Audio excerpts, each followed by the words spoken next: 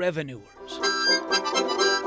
But jailbirds welcome. Not you, Bubba. No dogs or cats. Not sure you could swing a cat in here. The place is tiny. 300 square feet. That's a very small winery. It's the smallest winery in America, barely bigger than a jail cell. The building that was used as the jail before the town had one. It's the old Andrews jail with rusty bars and an iron door and a ring of keys and revenuers red and wardens white and jailbird blackberry. I mean, our tagline is grapes doing time. Eric and Judy grow their grapes in the shadow of the Great Smoky Mountains. It's a great area for growing grapes. There is no doubt about that. Welcome to Andrews, the trout capital. But folks here are not handcuffed to one hobby. All kinds of wineries are on the loose. There's been 13 vineyards planted in the last 3 years. But only one with inmates working. The vineyards are really growing fast right now. Jailbreak. We're so busy, we don't know whether we found a rope or lost our horse. Busy but tiny. And it's profitable. It's 300 square feet, which includes the bathroom. Oops! It's what you call a calaboose, this little building covered in ivy. What's a calaboose? This is a calaboose, and this too. There are calabooses all across the country. Spanish derivative of calabozo. Which means dungeon. But it's this calaboose that's been converted to a winery. We knew we wanted to do something special with it. Calaboose Cellars. And I won a gold medal. A badge of honor. It's a different kind of experience. It's a different kind of winery, America's smallest. But when you're in hot pursuit of a hobby you love, well, that is freedom. We're having a ball.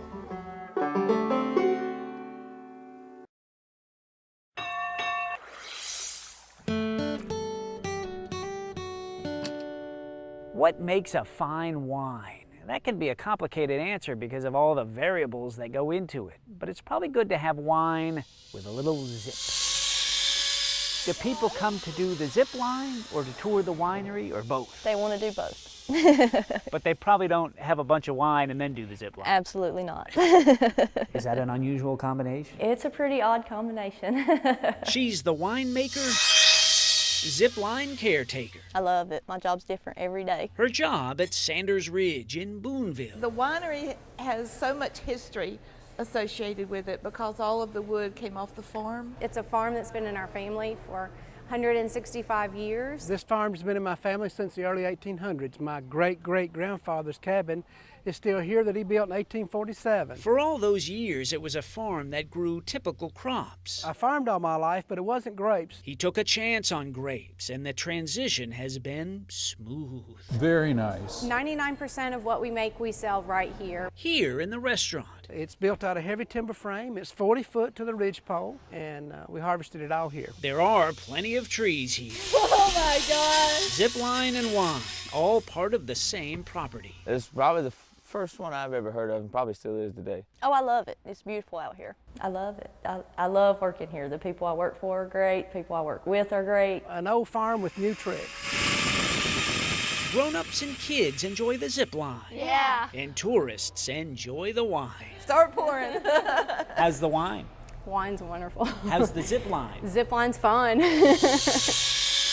feel like you found your calling? Yeah, I have. It's unusual, but it's cool too because it brings a lot of people out here. People just like to come to the country. They like to come out and see us in the country. Oh my God!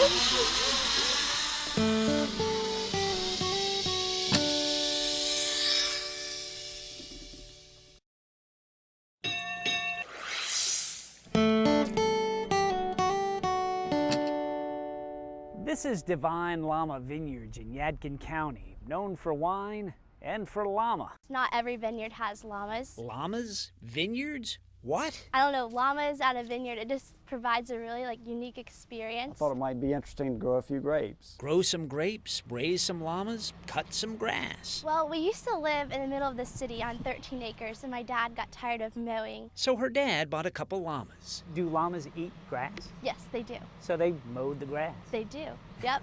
We started off with 2 llamas, and now we have over 50, so they were a big hit at our house. They have a new house now in the wine country of Yadkin County, which some like to call Yapa Valley. Maybe I had a few too many trips to Napa Valley, and somehow we ended up with 2,800 vines out here. Vines and wine. Oh, and it's got a really nice finish to it, too. Divine wine. Your nose is expecting that to be a sweeter wine. The sweet smell of llama. Year in and year out, it's just grown more and more each year. The tasting room has been open 3 years. It's just like a little piece of heaven. Divine Llama Vineyards is owned by a couple of full-time architects from Winston-Salem.